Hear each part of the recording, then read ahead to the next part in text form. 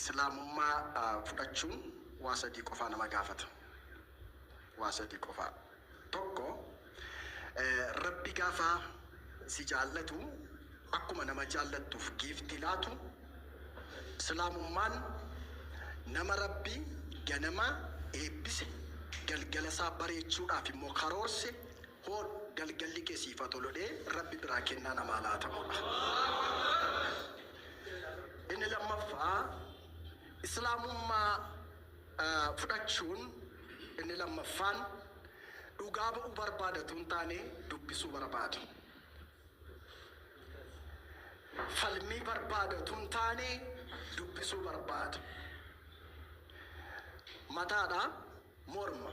Mataan keenya kun jireenya keenyaaf bu'aan buusu taanaan mataan keenya morma keenyaaf ba'aadha malee bu'aa miti. Isa kanaaf lammaffaan dubbisuu barbaada. Inni sadaffaaf inni olaanaa wanta jireenya namaa keessatti ulfaatu tokko kutannoo yookaan murtoo barbaadu. Kutannoon በጣም ከባድ የሆነ አገላለጽ ነው።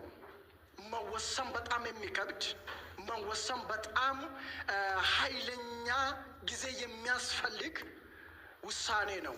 ውሳኔ የሌለ ሰው ደግሞ ሁሉ ጊዜ እየወደቀ ይቀጥላል እንጂ እየነሳ እየተራመደ አይቀጥልም።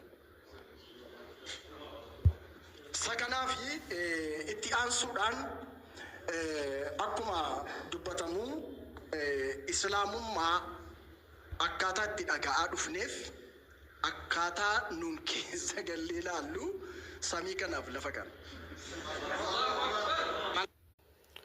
أعوذ بالله من الشيطان الرجيم إنك لا تهدي من أحببت ولكن الله يهدي من يشاء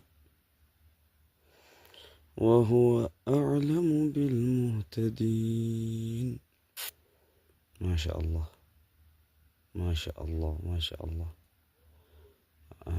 الحمد لله الذي أنقذهم من النار ليثبتكم الله.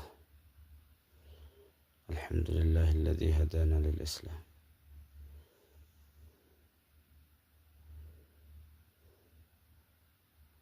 قولوا الحمد لله.